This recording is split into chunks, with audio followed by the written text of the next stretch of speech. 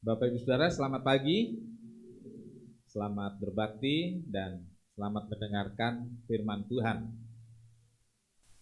Kita akan melihat peristiwa sebelum Paskah tentang Yesus diurapi. Ya, Yesus diurapi. Markus 14 ayat 3. Kita akan membaca ayat ini. Markus 14 ayat 3. Mari kita sama-sama berdiri.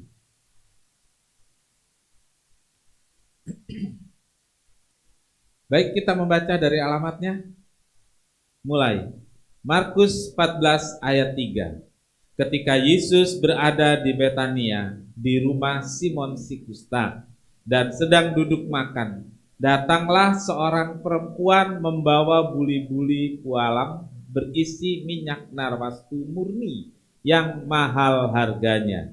Setelah dipecahkannya leher buli-buli itu, dicurahkannya minyak itu ke atas kepala Yesus. Amin. Silakan duduk.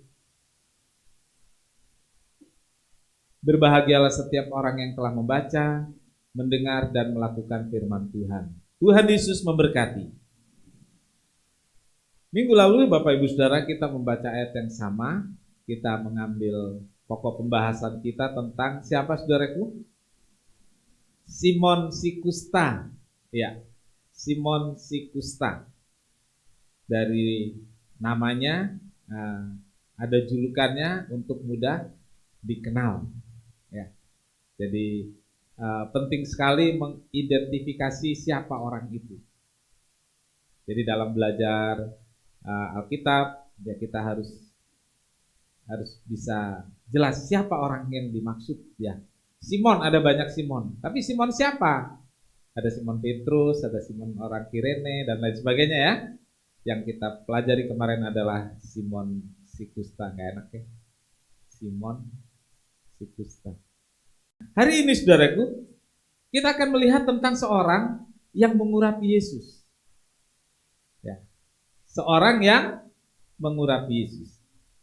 Saudara-saudara, perjalanan Yesus menuju Yerusalem menjelang Paskah padat dengan berbagai kegiatan. Padat banget. Kalau orang bilang lebih gampangnya banyak acara, ya. Diundang makan di sana, diundang diminta untuk sembuhkan orang sakit di sana, gitu ya. Pokoknya selalu saja antriannya ada, gitu. Dan siapapun yang minta Tuhan Yesus layani, Tuhan Yesus lakukan apa yang mereka mau. Ada juga beberapa peristiwa menarik dan penting untuk disimak di perjalanan masuk Yerusalem, dari mulai masuk sampai nanti jadi salib. Nah, salah satu peristiwa yang sangat menarik yang sudah kita bahas kemarin tentang makan di rumah Simon si Kusta. Harus jelas saudaraku, makan loh di sana ya. Apa saudaraku? Makan. Saya makan di rumah Esau si Kupang gitu ya. Kan jelas itu ya, jelas. Jadi kenapa di rumah Simon? Ngapain di rumah Simon? Makan. Nggak ngapa-ngapain loh saudaraku, makan. Kemarin kenapa Simon ngundang makan? Saudara masih ingat kenapa? Kemungkinan dia adalah orang yang disembuhkan, ditolong, dan lain sebagainya. Nah, kemudian ketika makan, tiba-tiba datang seorang perempuan dan memberi pengurapan. Nah, jadi hari ini kita membahas tentang seorang perempuan yang memberi pengurapan kepada Tuhan Yesus. Saudara-saudara, mengurapi atau meminyaki merupakan tradisi dari berbagai agama. Saudara, perhatikan coba. Saudaraku, di sini ada minyak zaitun 1 botol. Minyak urapan atau bukan? Bukan. Kapan dikatakan minyak urapan? Waktu digunakan untuk mengurapi. Nah, saudaraku, perempuan ini mengurapi Tuhan Yesus. Bukan dengan minyak zaitun, bukan dengan minyak bimoli, tapi dengan minyak narwastu. Pembacaan kita tadi ada tambahan di belakangnya apa saudaraku? Minyak narwastu, ya, yang mahal harganya. Oke. Mengurapi dilakukan dengan satu upacara atau dilakukan untuk kepentingan tertentu. Mengurapi mempunyai makna ilahi. Jadi bagi yang menerima itu punya makna ilahi, hubungannya dengan Tuhan itu ada. Jadi tidak sembarang, saudaraku.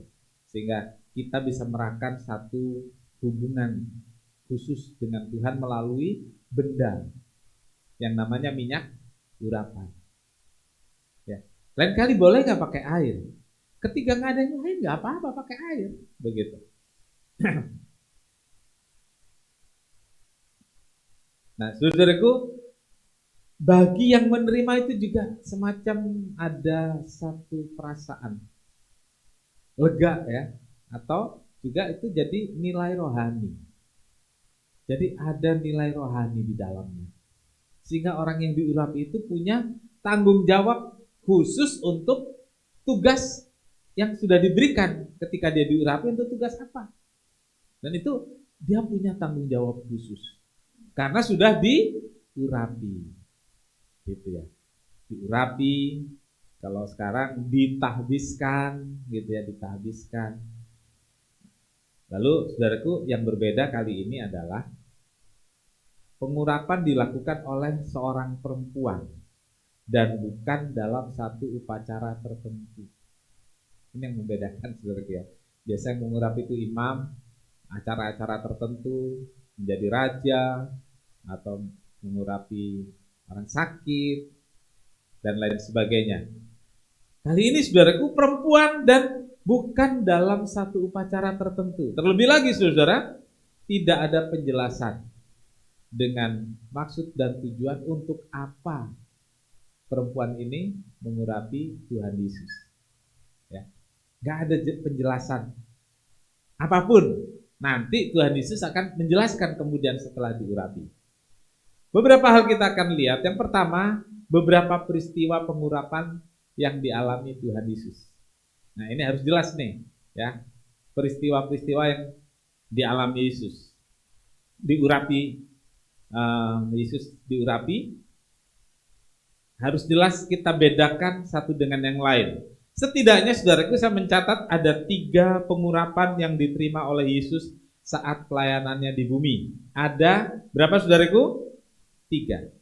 Dan dari 3 pengurapan ini seringkali orang melihatnya sebagai satu peristiwa yang sama atau perempuan yang sama. Jangan orang lain, saudaraku. Dulu saya juga menganggapnya ini sama, saudaraku. Hanya yang satu ditulis perempuan berdosa, yang satu ditulis Maria. Siapa perempuan berdosa itu? Oh, Maria, kan gitu ya. Gitu. Terus ada yang namanya nggak ditulis seperti dalam Markus 14 ini nggak ditulis. Dulu saya bilang ini Maria. Yang perempuan berdosa Maria Magdalena dan lain sebagainya, karena Maria Magdalena adalah perempuan yang secara moral di kota Magadha itu tidak baik. Ya, dia seorang PKS begitu. PSK, salah, bisa ditangkap saya. Nah, gitu dong, saudara, cepat nangkep. Dia seorang PSK.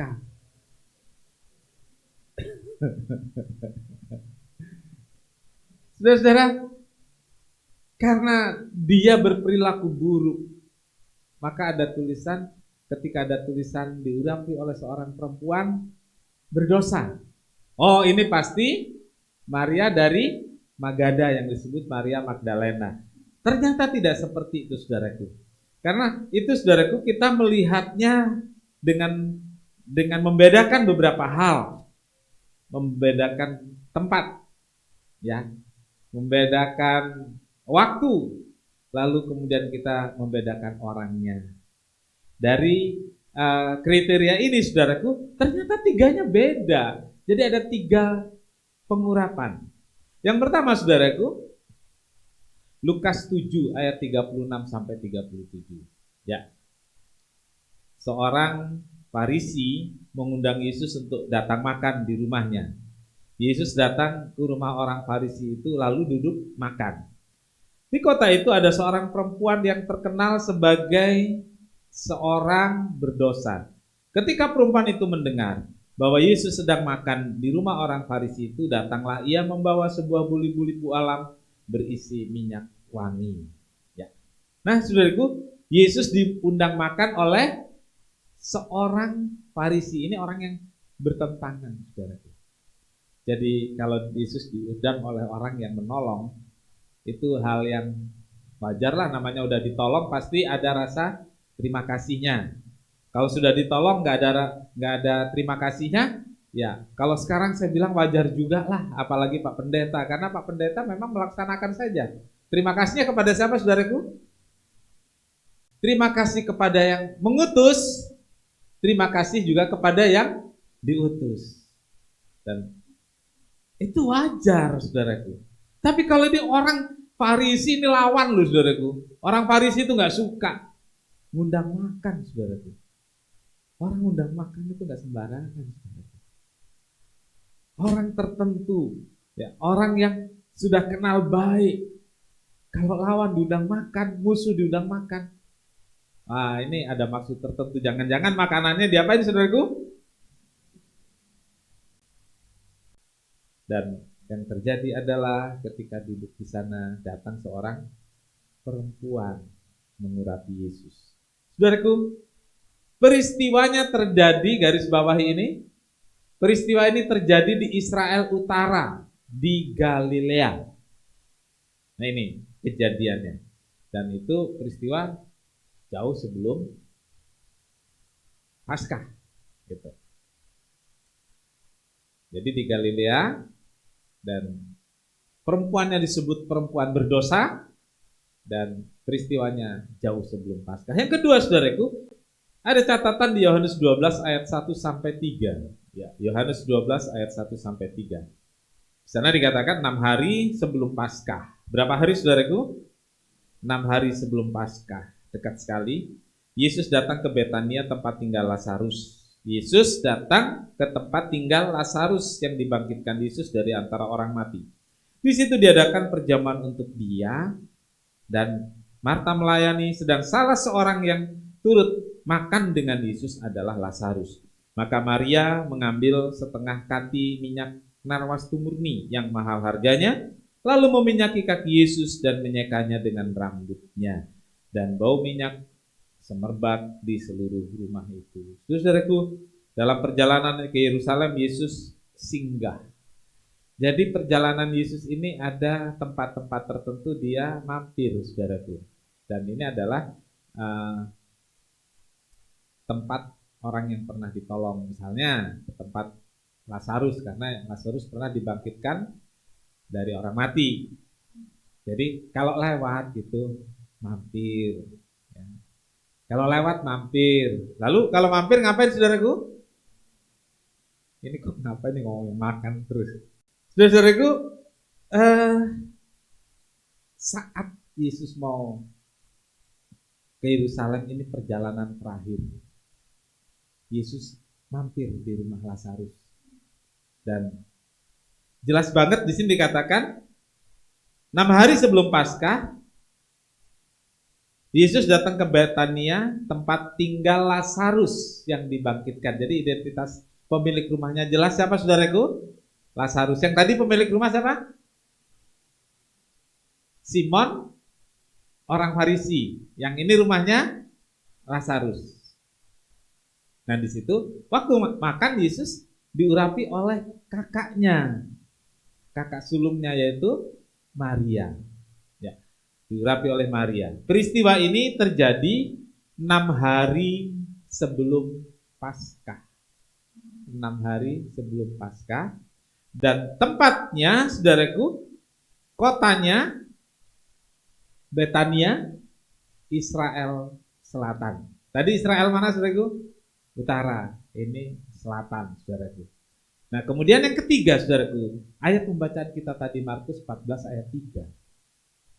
Kita sudah baca tadi. Yesus masih di Betania. Yesus kemudian diundang makan oleh Simon juga, tapi ada belakangnya. Simon si kusta, kan lain lagi nih, saudaraku. Tadi Simon orang Farisi, lalu rumah Lazarus, lalu rumah Simon si kusta. Ada berapa? 3. Nah, sepertinya peristiwa ini sama dengan yang terjadi di rumah Lazarus karena desanya juga sama. Tetapi ternyata tuan rumahnya beda. Satu tuan rumahnya Simon, yang kedua tuan rumahnya adalah Lazarus. Waktunya pun berbeda. Peristiwa makan di rumah Simon si kusta terjadi 2 hari sebelum Paskah. Berapa hari saudaraku? 2 hari. Di rumah Maria, Lazarus 6 hari, beda 4 hari. Ya, beda 4 hari.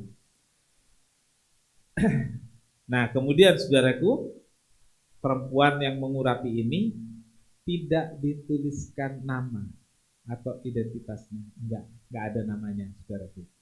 Yang tadi perempuan berdosa ada, enggak ada namanya tapi ada siapa dia, yaitu perempuan berdosa. Kemudian Maria, jelas namanya Maria, tapi yang ini tidak, hanya disebut seorang perempuan. Nah, saudaraku, itulah 3 kali Yesus diurapi dalam pelayanannya di bumi. Yang kedua, saudaraku, kita akan melihat pengurapan oleh seorang perempuan. Bukan Maria, tapi bukan juga perempuan berdosa. Dia hanya disebut seorang perempuan. Ya, perempuan yang mengurapi Yesus ini mungkin bukan penduduk Betania. Ya, kemungkinan ya, bukan penduduk Betania. Dia datang dari tempat lain karena mendengar Yesus ada di Betania. Dan keperluan kedatangannya hanya untuk satu saja.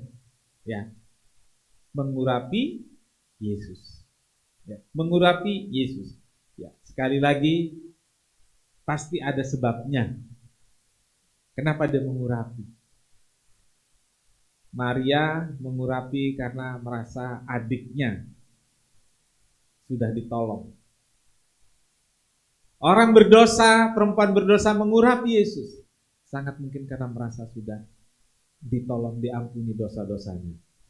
Saya pikir perempuan ini juga orang yang pernah mengalami uluran tangan Tuhan. Walaupun tidak dijelaskan Alkitab, tapi logikanya adalah gak mungkinlah ya, tiba-tiba seorang datang mengurapi. Pasti pernah ada peristiwa yang sangat membekas di hatinya. Dan peristiwa ini dari peristiwa itu dia memendam satu rasa, ingin terima kasih, ingin berkorban dan sebagainya, dan itu sudah dipendam cukup lama. Sampai dia mendengar Yesus ada di Betania. Dia samperin, dia datang. Dan murid-muridnya pun gak kenal. Iya, tidak mengenal siapa perempuan ini. Dan Markus penulis Alkitab, penulis Injil ini pun tidak kenal siapa perempuan ini, sehingga Markus menulisnya sebagai ada seorang perempuan saja. Ya, tidak ada sebutan lainnya. Nah, saudaraku, perempuan ini tentu sudah mempersiapkan segala sesuatu untuk mengurapi Yesus. Jadi bukan spontanitas, ya, bukan spontanitas, bukan tiba-tiba melakukannya. Saudara bisa bedakan ya. Ya, ada orang yang memang tiba-tiba melakukannya. Ada yang memang sudah mempersiapkan. Ada. Gitu. Ternyata kemungkinan sekali dia bukan orang yang punya, bukan orang yang cukup mampu, sehingga dia nggak berani ngundang makan. Tapi dia ingin tunjukkan terima kasihnya, dan minyak narwasti yang dia bawa itu mahal harganya. Sangat mungkin dia telah menabung dalam waktu yang cukup lama. Kalau kita membaca keseluruhan dari perikop itu, harga minyak narwasti itu berapa, saudara ingat? Berapa? Minyak wangi itu harganya 300 dinar. Nah, itu harga yang mahal. 300 dinar itu bukan 300 ribu. Ya. 300 dinar itu upah orang kerja setahun. Upah orang kerja setahun 300 dinar. Jadi kerja hariannya kira-kira 1 hari 1 dinar. Gitu ya. Kerja setahun. Kalau 300 itu kerja setahun, anggap aja gajinya UMR. Berapa UMR? 5 juta. Kalau kerja setahun 60 juta. Minyak wangi harga mahal murah ya? Masa sih? Mahal segitu ya? Dapat berapa? 4 motor ya? Atau 3 motor itu? Iya kan? Saudaraku, mahal itu. Ya.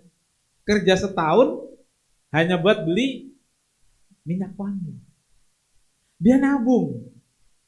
Dia ingin berterima kasih kepada orang yang pernah menolong. Seharga itu, saudaraku, pemberiannya. Walaupun dia bukan orang kaya, dia bukan orang yang istimewa, tapi demi orang yang menolong dia sampai dia tetap hidup layak, dia tabung, dia kumpulkan. Hingga satu saat ketika bertemu, itu dia berikan. Saudaraku, saudara pernah menabung untuk kasih persembahan pada Tuhan? Menabung, memberi kepada Tuhan. Mungkin belum pernah saudara lakukan. Ya. Tapi orang ini, saudaraku, memberitahu kita bahwa rasa terima kasihnya luar biasa. Sampai untuk kasih Tuhan, memberi kepada Tuhan, dia menabung. Dan bukan diberikan duitnya 60 juta, tapi dibelikan minyak wangi. Bukan dikasihkan lagi minyak wanginya. Bukan dikasihkan begitu minyak wanginya. Tapi diapakan, saudaraku?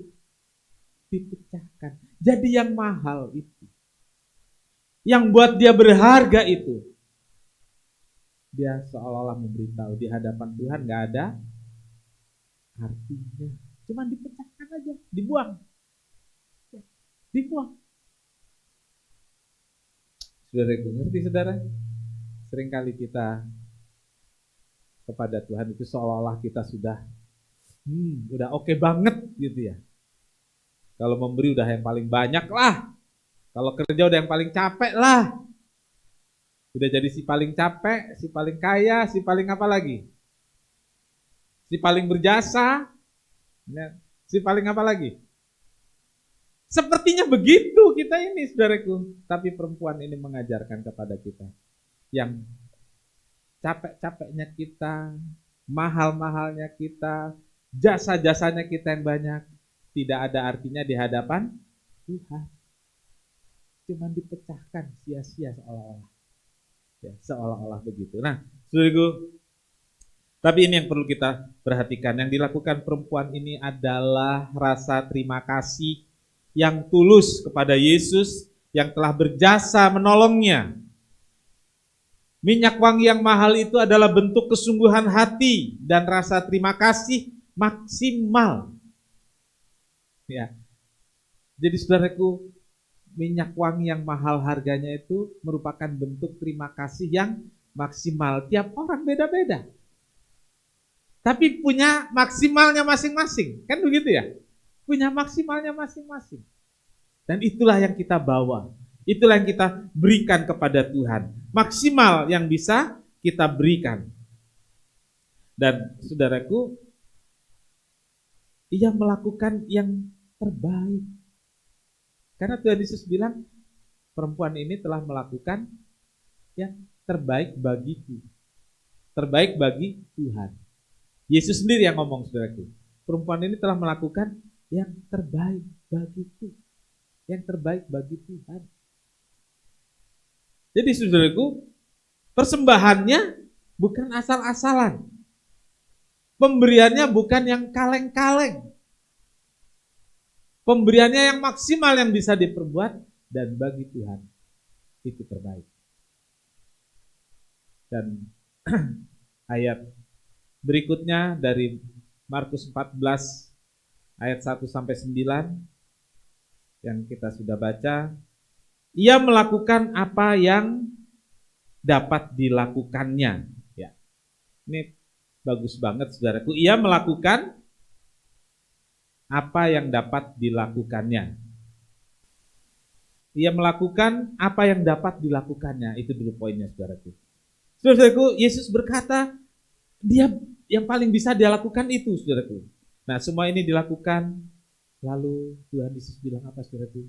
Sebagai persiapan untuk penguburanku. Ya, tubuhku telah diminyakinya sebagai persiapan untuk penguburanku. Ya, persiapan untuk penguburanku. Satu hal yang murid-murid nggak tahu, bahwa hari itu hari persiapan untuk penguburan Yesus melalui minyak urapan yang diberikan. Perempuan ini pun nggak tahu kalau yang dilakukan ini ternyata penting untuk penguburan Yesus. Kalau orang mati di Timur Tengah itu dikasih minyak, diurapi, begitu saudaraku. Dan kalau kita lihat Tuhan Yesus, saudaraku, diturunkan dari salib menjelang masa menjelang Sabat, jadi jam 6 itu udah Sabat. Nah, sebelum jam 6 mepet banget, saudaraku, Yesus diturunkan. Kan matinya jam 3. Lalu diturunkan. Jadi waktunya mepet banget. Kuburannya pun belum ada waktu dia mati, saudaraku. Jadi 3 jam. Nggak sampai 3 jam harus sudah dikubur. Karena kalau Sabat nanti nggak boleh, saudaraku. Jadi Yesus itu nggak diurapi, nggak diminyaki, langsung dikubur saja. Perempuan ini, saudaraku, seolah-olah tahu, padahal dia nggak tahu, meminyaki tubuh Yesus. Yang Yesus katakan, ternyata Yesus katakan sebagai persiapan untuk penguburanku, saudaraku. Jadi perhatikan ini, selagi kita bisa berbuat sesuatu untuk Tuhan, selagi kita bisa berbuat sesuatu untuk pekerjaan Tuhan, selagi kita bisa berbuat baik kepada sesama, ambil kesempatan itu, jangan menunda, apalagi menolak. Lakukan segera. Jangan hitung-hitungan dengan Tuhan. Ya, kalau saya lakukan ini, saya dapat apa dari Tuhan? Kalau saya beri sekian, saya dapat berapa dari Tuhan? Itu namanya orang mancing. Orang mancing pakai umpan, makin besar umpannya, makin dapat ikan yang besar. Sama Tuhan jangan punya hitungan itu. Berilah dengan tulus, lakukan saja dengan tulus. Jangan hitung untung rugi dengan Tuhan. Ya, jangan hitung untung rugi dengan Tuhan. Dan jangan biarkan kesempatan yang ada pada kita lewat begitu saja. Yang ketiga, saudaraku, ini polemik persembahan oleh murid Yesus. Ngasih persembahan aja dijulitin, saudaraku. Nah, iya kan? Ini ngasih persembahan, sebenarnya julid tentang persembahan, saya mau tulis begitu. Masa iya, saudaraku? Polemik lah ya. Polemik lebih sopan untuk ditulis. Tapi sebenarnya intinya apa, saudaraku? Intinya polemik tentang persembahan ini intinya apa, saudaraku? Ya julid itu, saudaraku, julid. Ya, ada murid yang mempersoalkan bahwa yang dilakukan perempuan ini adalah pemborosan. Ya, pemborosan yang dilakukan, uangnya lebih baik digunakan untuk menolong orang miskin. Ya, ayat 4 dikatakan, ada orang yang menjadi gusar dan berkata seorang kepada yang lain, untuk apa pemborosan minyak narwastu ini? Sebab minyak ini dapat dijual 300 dinar lebih dan uangnya dapat diberikan kepada orang-orang miskin. Lalu dia marahin ini si perempuan yang mengurapi. Saudara-saudaraku,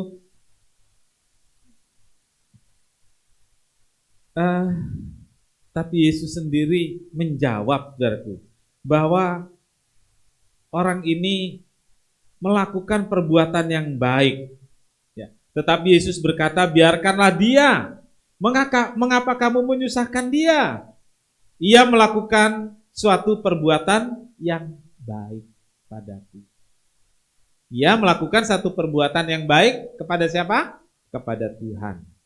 Lalu dikatakan, karena orang-orang miskin selalu ada padamu dan kamu dapat menolong mereka bila mana kamu menghendakinya. Tetapi Aku tidak akan selalu bersama-sama dengan kamu. Bapak, Ibu, saudara kekasih dalam Tuhan. Yesus telah berkata sendiri, biarkanlah ia melakukan. Karena ia telah melakukan perbuatan yang baik kepadaku. Saudaraku, Yohanes 12 ayat 4-5 saya ceritakan saja. Di sana dikatakan tentang siapa yang nyebut. Di sini tidak disebut ya. Hanya dikatakan ada orang yang menjadi gusar dan berkata. Orang ini siapa? Dalam yang sering ngomong soal itu, soal duit, siapa saudaraku? Yudas. Dia sering ngomong. Dan tentang pengurapan dan tentang minyak, Yudas juga ngomong. Itu pemborosan dalam dua peristiwa lainnya. Jadi kali ini saudaraku, sangat mungkin yang berbicara adalah Yudas juga. Nah, saudaraku, Yudas ini ditunjuk menjadi bendahara dalam pelayanan Yesus masa itu. Dan Yohanes mengatakan bahwa Yudas ini seorang yang suka mencuri. Saya pikir begini saudaraku, mungkin dia tidak mencuri untuk pribadi. Dia sisihkan uang itu. Karena dia punya pemikiran, Yesus ini tokoh hebat. Dan Yesus ini mulai banyak pengikutnya. Dan dia mau jadi murid dengan harapan Yesus akan memberontak melawan kekaisaran Roma. Dan kalau Yesus memberontak dan menang, Yudas akan mendapat jabatan. Kayak pemilu kemarin, saudaraku. Kan yang ikut, yang setia dapat jabatan, harapannya. Kan seperti itu. Ternyata zaman Yesus 2000 tahun lalu juga sudah seperti itu. Karena di sana ada orang partai juga namanya Simon dari partai Zelot. Dia jadi kutu loncat, saudaraku, dari partai Zelot dia jadi murid Yesus. Siapa tahu Yesus nanti jadi raja, jadi pemimpin, dia dapat jabatan. Dan itu dilakukan oleh Yudas juga. Jadi saudaraku, sebenarnya menurut saya Yudas ini ngumpulin duit buat biaya memberontak, saudaraku. Buat membiayai usaha mencapai cita-cita. Mulia sekali.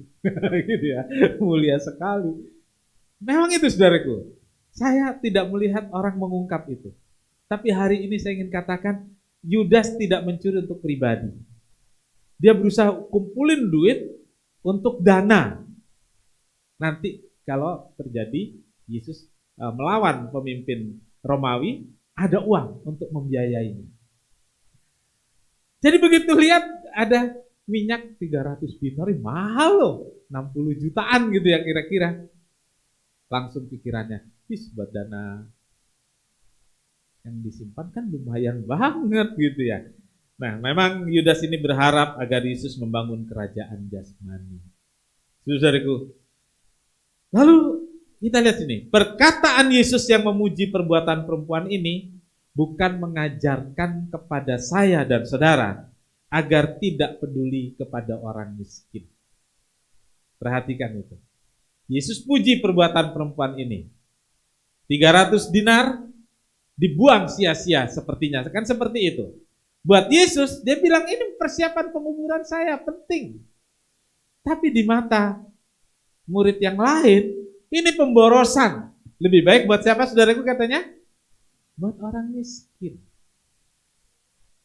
Tapi Tuhan Yesus memuji perbuatan si perempuan ini. Perhatikan ini. Yesus tidak mengatakan bahwa nggak usah peduli orang miskin. Tidak.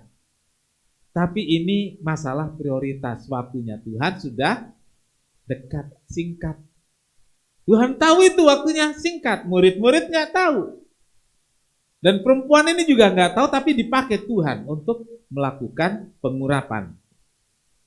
Karena beberapa saat kemudian Yesus ditangkap.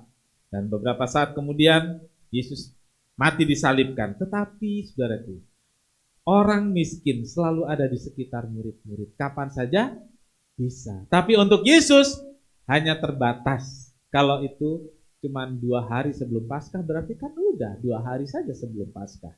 Saudara-saudaraku, demikian juga dengan kita. Kita tidak tahu sampai kapan kita diberi kesempatan untuk hidup, ya, untuk melayani, untuk berbuat baik. Mungkin kita masih dikasih panjang umur untuk hidup, tapi beberapa orang diberi panjang umur untuk hidup, tapi tidak lagi punya berkat yang sama dengan sebelumnya. Tidak lagi punya kesehatan yang sama dengan sebelumnya. Kan begitu, saudaraku. Jangan pikir kita masih punya waktu yang panjang. Jangan pikir kita masih sehat sampai kapan. Ya. Kalau Tuhan gerakkan kita untuk melakukan sesuatu, lakukan. Jangan tunda. Ya. Mungkin umur kita panjang tapi berkat kita kurang. Mungkin umur kita panjang, kesehatan kita kurang juga. Kita nggak bisa. Nah, saudaraku, berbuatlah sesuatu dengan semangat ketika Tuhan gerakkan. Karena nanti satu saat kita kepengen ternyata kita nggak bisa berbuat apa-apa lagi. Ya. Saudaraku, yang terakhir, yang keempat, perbuatan yang bernilai kekal. Yang dilakukan perempuan ini merupakan persembahan dan penghormatan terakhir. Nah, ini kita nggak tahu kapan kita berbuat sesuatu yang terakhir untuk Tuhan, kan nggak tahu ya, nggak tahu. Ya. Bisa jadi saya khotbah ini yang macam Pak Panan yang berani bilang. Lah iya kan nggak tahu, kan kita nggak tahu, gitu. Bisa jadi saudara duduk di gereja ini kesempatan yang terakhir. Masa saya aja yang kesempatan terakhir? Saudara juga kemungkinannya ada kan? Ada, kita kan nggak tahu, sama-sama nggak tahu. Tapi saudaraku, perempuan ini melakukan, dan ini penghormatan terakhir, persembahan terakhir yang diterima Yesus dalam pelayanannya di bumi. Bagi perempuan ini, penghormatan ini menjadi kesempatan terakhir bertemu Yesus, orang yang pernah menolongnya. Dramatis sekali, saudara Cici. Ya, dramatis sekali. Bagi Yesus ini terakhir. Dan Yesus tahu itu. Tapi perempuan ini nggak tahu. Dan ini pertemuan dia yang terakhir. Mungkin Yesus dan perempuan ini bertemu Yesus yang kedua. Yang pertama waktu ditolong, dan yang kedua dia mengurapi. Dan yang dilakukannya, saudaraku, bukan hanya soal nilai atau harga minyak narwastu, tetapi juga soal mengambil kesempatan dan kesungguhan dan penghargaannya kepada Yesus. Ingat, saudaraku. Jadi bukan soal nilai minyak wanginya. Kalau soal nilai, kita kasih besar, ada yang bisa kasih besar lagi enggak? Ada enggak? Wah, minyak narwastu 60 juta. Hitungan tadi ya. Ada yang bisa kasih lebih enggak? Minyak yang lebih mahal enggak? Enggak usah dilihat itu. Karena Tuhan ternyata enggak lihat yang begitunya. Begitu ya. Mungkin orang lain bisa memberi dengan harga yang lebih mahal, dengan uang yang mereka miliki. Masing-masing bisa memberi dan berkorban dengan rasa cinta dan ketulusannya. Amin. Masing-masing bisa memberi dengan rasa cinta dan ketulusannya. Dan saudaraku, yang sangat menyenangkan buat kita adalah ungkapan ini, saudaraku. Ayat 14, ayat 9. Saya enggak tuliskan rupanya. Ayat 9. Aku berkata kepadamu, sesungguhnya di mana saja Injil diberitakan di seluruh dunia, apa yang dilakukannya ini akan disebut juga untuk mengingat dia. Jadi saudaraku, di mana Injil diberitakan, apa yang dilakukannya akan yang disebut apa, saudaraku? Yang akan disebut apa yang enggak disebut Alkitab, yang 300 dinar itu akan disebut. Ditulis enggak? Enggak, saudaraku. Soal harga enggak disebut, soal nilai enggak disebut, tapi yang disebut apa, saudaraku? Apa yang dilakukan. Ini loh, saudaraku. Apa yang kita lakukan, bukan berapa banyak besar atau nilainya berapa yang kita berikan, enggak, saudaraku. Yang Tuhan bilang adalah yang dilakukan perempuan ini akan disebut untuk mengingat dia. Sayang namanya nggak disebut seperti itu. Kalau namanya disebut banyak wanita-wanita yang pakai nama ini nanti. Yesus tidak berbicara tentang nilai materi. Yesus tidak berbicara tentang jumlah, tapi Yesus bicara tentang perbuatan. Apa yang dilakukannya. Saudaraku, ada satu nama yang selalu dikenal. Nama orang yang berbuat baik. Ada nama yang akan terus dikenal. Nama orang yang mau berkorban untuk Yesus. Ada nama yang selalu dikenal. Yaitu nama orang-orang yang mencintai Tuhan. Matius 10 ayat 41 sampai 42, silakan pemain musik. Barang siapa menyambut seorang nabi sebagai nabi, ia akan menerima upah nabi. Dan barang siapa menyambut seorang benar sebagai orang benar, ia akan menerima upah orang benar. Dan barang siapa memberi air sejuk secangkir saja pun kepada salah seorang yang kecil ini, karena ia muridku, aku berkata kepadamu, sesungguhnya ia tidak akan kehilangan upahnya daripadanya. Bapak, Ibu, Saudara, memberi secangkir air sejuk secara materi itu tidak ada nilainya. Tapi Alkitab mengatakan yang menyambut seorang nabi sebagai nabi, dia dapat pahala nabi. Menyambut seorang nabi dengan secangkir air sejuk, pahalanya apa, saudaraku? Pahala nabi. Iya, pahala nabi. Ada pendeta bilang air sejuk aja dipahalai, apalagi kopi susu gitu. Air sejuk aja dipahalai, apalagi sepiring nasi. Tuhan bilang air sejuk saja, saudaraku. Secangkir air sejuk akan diingat. Bukan air sejuknya saja, tapi perbuatannya. Saudaraku, menyambut nabi, memberi air sejuk, tidak akan kehilangan pahala.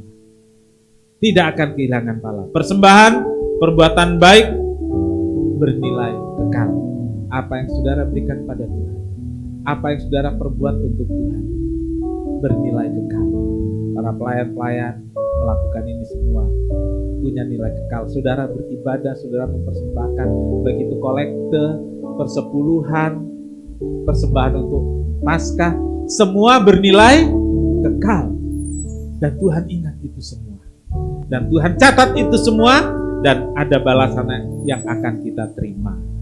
Baik di dunia ini maupun di sorga nanti. Amin. Tuhan Yesus memberkati. Ingat kasih-Nya. Kita nyanyikan pujian. Kita mau ingat kasih Tuhan yang telah berkorban untuk kita. Itu membuat kita rela dan tulus.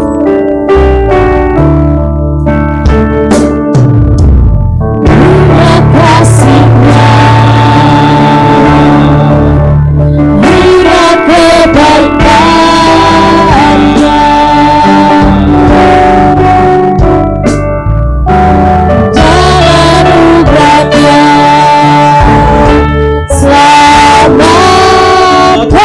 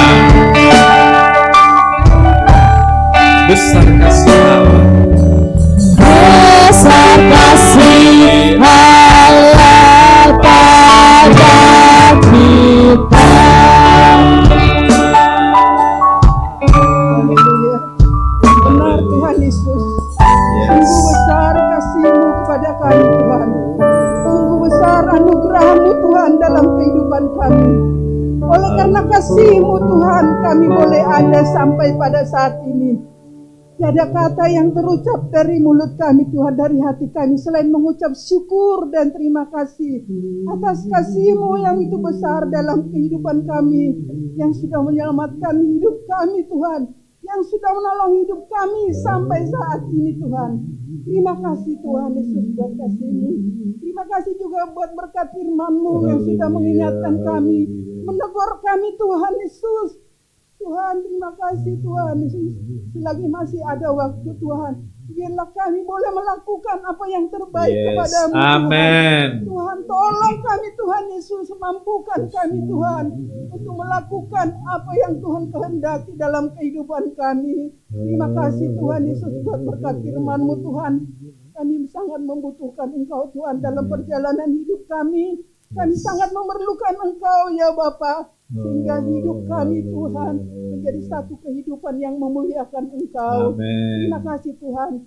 Berkati Bapak Gembala kami yang sudah menolong kami, memberkati kami pagi hari ini Tuhan. Pakai hari lebih hari Tuhan, untuk lebih lagi Tuhan, untuk melayani Engkau, membawa jiwa-jiwa untuk datang kepadamu Tuhan. Berkati kesehatan beliau ya Tuhan, sehingga semakin hari semangat untuk melayani Tuhan.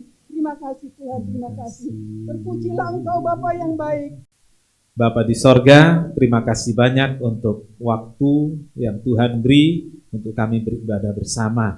Berkati anak-anak-Mu, kami juga berdoa buat rencana peringatan Jumat Agung di Puncak. Tuhan memberkati, beri kami semua kesehatan, berikan hati yang penuh semangat, berikan cinta kepada Tuhan dengan tulus, sehingga kami semua bisa memperingati hari kematian Tuhan dan juga kebersamaan dengan jemaat. Kami sudah melayani bersama, beribadah bersama, dan kami juga akan merayakan bersama hari istimewa ini di Cisarua Puncak. Tuhan Yesus, cukupkan apa yang diperlukan, berkati seksi acara, sehingga semua bisa membawa kami lebih mengingat kasih Tuhan dan pengorbanan yang luar biasa itu. Terima kasih Tuhan Yesus, terima kasih. Berkati korban persembahan untuk kas gereja, untuk kas panitia Paskah, berkati juga persepuluhan yang hari ini anak-anak-Mu bawa dan dikembalikan kepada Tuhan. Dan dari sorga Tuhan melimpahkan berkat dan Tuhan dimuliakan. Terima kasih Tuhan.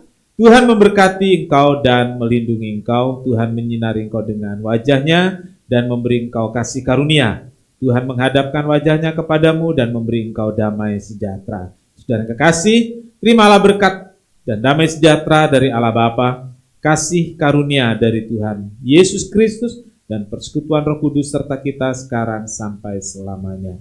Ini doa kami ya Tuhan, yang kami alaskan di dalam satu nama, yaitu di dalam nama Tuhan Yesus Kristus, Juru Selamat dan Penebus kami berdoa. Bapa kami yang di surga, dikuduskanlah nama-Mu, datanglah kerajaan-Mu, jadilah kehendak-Mu di bumi seperti di sorga. Berikanlah kami pada hari ini makanan kami yang secukupnya, dan ampunilah kami akan kesalahan kami, seperti kami juga mengampuni orang yang bersalah kepada kami. Dan janganlah membawa kami ke dalam pencobaan, tetapi lepaskanlah kami daripada yang jahat. Karena Engkaulah yang punya kerajaan dan kuasa dan kemuliaan sampai selama-lamanya. Bapa, terima kasih.